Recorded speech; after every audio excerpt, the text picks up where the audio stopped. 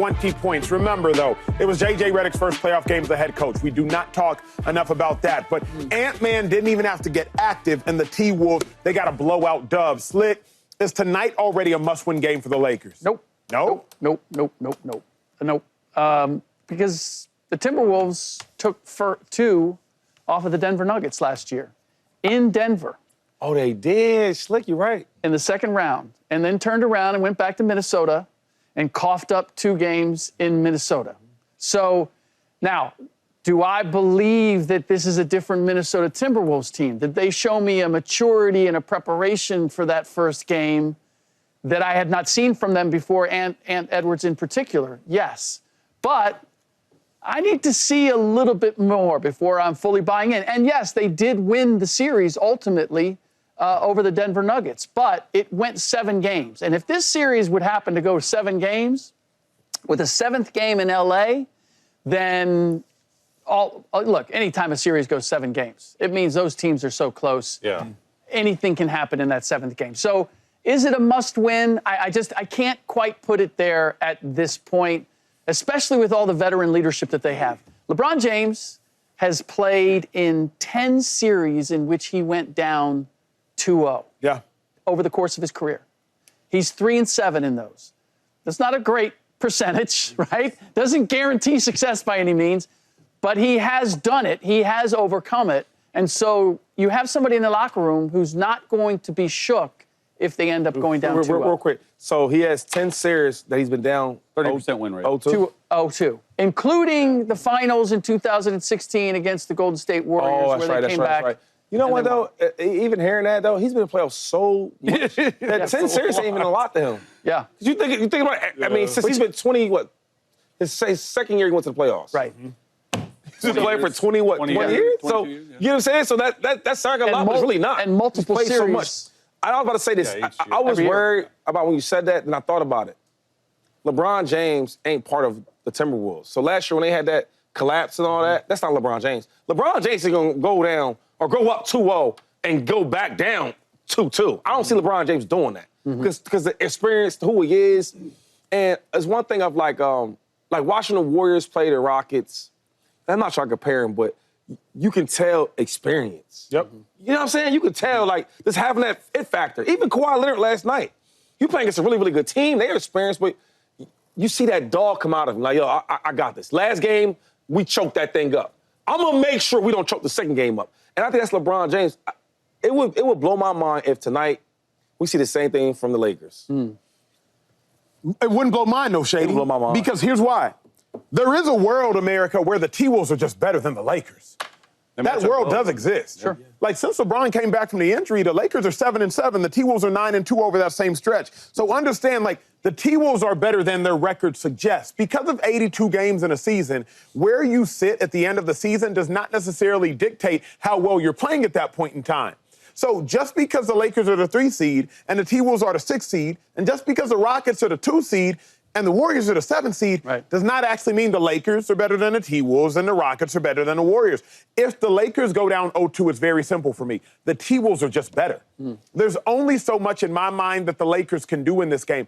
I don't know that the Lakers choked away game 1. It's not like the Nuggets game 1 versus the Clippers, and you could suggest that the Clippers choked that game away. No, I think the T-Wolves just have more depth. The T-Wolves have more size. The T-Wolves are a younger team. The T-Wolves are a more spry team. The T-Wolves might just be a better team. Let's say that. But I think they are. I think you're right. But maybe be right for the whole series. Maybe be a better, more athletic, more talented team for the whole series. Not the night. You got Luka and LeBron James, right? In game 2. Got it. That's what I'm saying. Gotcha. It's game 2, though. And we in L.A. Get this one. We in L.A., so be that, right? Be that tomorrow. Be that the whole series. Be the better team, more athletic team. Be all that. I'm just saying I don't see a game 2 with LeBron James on the court. I don't see that. But am I missing something? Like, this is absolutely a must-win game for the Lakers. Yeah, it is. If they don't win, stick a fork in them, they're done. Like, you can talk about that. Like, that's great and all, but when do the playoffs start? When When an away team wins. What if they win 2 in a row? like, you know what I mean? Like, The fat lady warming up? that's what I'm saying. She's singing, bro. And the thing is, like, teams that have gone down 2-0 at home in the last decade, there's only been 2 teams to come back and win a series. The 2021 Clippers versus the Mavs and the 2017 Celtics versus the Bulls. The numbers are not even remotely close. In the last decade, there's been 2 teams to do it. If they lose at home, it's going to, and I don't care if you have the 2 best players in the world, it's going to be very difficult, not only from a physical standpoint, but a mental and an emotional standpoint. I know these guys are the best players in the world. But if you go down 2-0 and a team that you probably think you're better than, I know the T-Wolves match up well. I know the T-Wolves have held the Lakers under 100 points 3 times out of the whole 9 times in the entire year. If you go down 2-0, that to me seems like the series is over. I agree. But context, that's why I love sports. Like, we're talking draft a lot lately. We talk football a lot on this show. Basketball, it's always context, right? If the Chiefs are trailing the Raiders 10-0 in the first 5 minutes of the game, but the Chiefs gave up a kick return for a touchdown to start the series, and then Mahomes, sack, forced fumble, all of a sudden the Raiders get 3, Chiefs are down 10-0. But what was the context? How did it happen? If the Chiefs are down 10-0, but Mahomes wasn't playing that game, that matters. If the Lakers go down 2-0, it's just because, Slick, the T-Wolves are better. Sure. So I don't believe the Lakers are going to make a comeback because the Lakers aren't a better team. So for the Lakers to then have to go back and win 4 out of the next 5, not being as good a team, that context just doesn't make sense. If the Lakers went down 2-0 because Luka was suspended and LeBron was suspended, we can have a real conversation. But, Slick, the Lakers are at full strength. As full of strength as they have ever been. Luka there, Bron there, Reeves there, Rui there, Hayes there. Starting lineup is intact. DFS is coming off the bench. He Gucci. Jackson, Vando coming off the bench. He's good. Gabe Vincent, he's good. Lakers are full strength, full tilt, and still got blasted. Understood. And it's why, look, it's why I flipped after seeing that game. I'm like, I don't know if the Lakers have answers for all of this. But I still have a question. It has less to do with the Lakers as it does with the Timberwolves. Because the Timberwolves, again, I'm going to reference last year.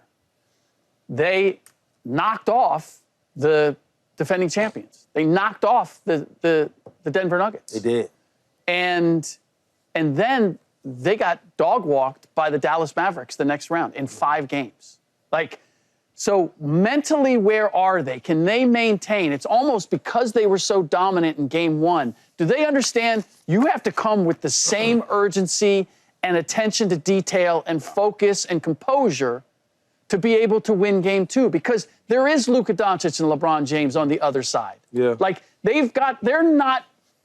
going to be cowed by the way game 1 went, right? They're coming and they're going to believe, look, if we do what we're supposed to do, we can still win this series. And that's what the Minnesota Timberwolves have to demonstrate to me. And that's my thing. Like, you have some respect, for LeBron James and Luka. Right? Luka did just go to the finals last year. He did do that. Playing no defense or not hustling or not complaining and all that to the rest. He did that. And LeBron James, I don't even have to describe and talk about who that is. So that experience works on that favor. Then the other side of the fence, because there's 2 sides of a coin, all right? The Timberwolves. I mean, as well as they did last year, as much as we love Ant-Man, as much as we talk about the mismatch and all that, because I do think J.J. Redick will make some adjustments. That's what good coaches do. I think LeBron will have some input in that. But are you really sold on them finishing this thing out? Because he talked about them going up 2-0 and then losing it all. He talks about how, if you look at their team and experience-wise, who's really deep experience on that team? Mike Conley? Okay, check. Rudy, hold up. Rudy, you gonna give him that check? No. I'd give Ant a little check. He's still new. Wow. Western Conference Finals last year. That's 1 year, man. That's 1 year. He's still new at this thing. What else you want out of life? Hey, man, look. No. He knocked on the door. What I'm saying is sometimes as players, right, when you're younger and you don't really know how this thing goes, you might have smelled it, you might have touched it, but you don't really know. What I'm saying is, Andy Reid always says, don't get too high, don't get too low. There's sometimes where you have a big win on the road against the Lakers, and you maybe get 2 of them, and then you go flat. It happens. Where I'm saying when you experience and you've been there, you don't do that. Does that make sense what I'm saying? 1,000%. But if this was the Western Conference Finals, I'd be with Shady on this one. The T-Wolves got first-round experience. Like, if this was the Western Conference Finals, I'd be like, they ain't never been to the finals before. I'm nervous. But you got first-round experience. Even the series Slick is talking about. Slick, who won the series? They still beat the Nuggets. But it's against the Lakers, though. It's a little different. Spotlight's a little brighter. A big win in Denver compared to a big win in L.A.? True. They had a win. It was an earthquake the next day. Did you not feel the earthquake? Y'all felt it? But all I'm saying is this, though. Beating LeBron James and Luka? Yes. That's a big thing, man. This is something you guys can speak to, is who you're beating, who you're knocking Come on out. now. Like, if you're going to knock out the Chiefs, right? You get to the point where you put yourself on the doorstep of knocking out the Chiefs. As a young, up-and-coming team. That's right. That's right. Do you not think, are we really about to gonna do this? Are we Yeah. about to, like, do you have that little really pause, about to- as opposed Is that really to, gonna happen? oh, we're going to do this. a good point, You Slick. suddenly get to that stage and you're like, oh, really? Do we have this? Because we praised Joe Burrow, That is not the just because question. we're on the Super Bowl, but yo, they knocked off the Chiefs? Yeah. And everybody's eyes got like, okay, And here's the dilemma. The Lakers are not the Chiefs. Like, the Whose Lakers. eyes? In the T-Wolves' eyes. They're not. I The don't know, Lakers, dog. if I'm not They're not. mistaken, No. didn't they get bounced in the first round last year? They're not the Chiefs. Didn't they get swept in the first round Yeah, last Luka year? was. But this is And then a the different- year, But- gentlemen but- sweep in the first hey. round. Year before, I think they were a 7 seed. Shady. 2 years before, like. I mean, Shay's over here. I'm with you, Shay's dog. over I'm here. with you. Shay, I'm in the yellow. it's not those Lakers. It's Luka Doncic. That's what What I'm did thinking. Luka Doncic do to the Minnesota Timberwolves last year? Yeah. Like he left a mark. So Any with Brown? You rolling with the Lakers? And he's without You rolling with the Lakers this series? Oh, no. I'm not flip-flopping back and forth. Like, I think the Timberwolves should win this, and I think they could win tonight. But I'm leaving the door open for the Lakers to flip this. Because of the stars. I'm not. Look, I have PTSD with the Clippers, like serious PTSD. I got a little bit of it with the Timberwolves because I've been waiting for them to make this turn. I look at them on paper, and I look at the potential of Ant. I'm like, you shouldn't have gotten beaten the way you did against Dallas. Like that suddenly their eyes got wide. So I just want to see that what they've really matured from last year and they've learned their lesson. Yeah. And one game's not going to prove This that. NBA playoffs has been epic. is pretty good, though. It's already. real good, It's though. been epic They look already. real good. They Hey, do. we cannot rate. Hey, when we return, Cleveland Browns hold the number 2 pick in the. What up, YouTube family? Welcome to the facility. Thanks for watching, and you better be sure to hit that subscribe button if you want to get more highlights from the show and all of our exclusive content.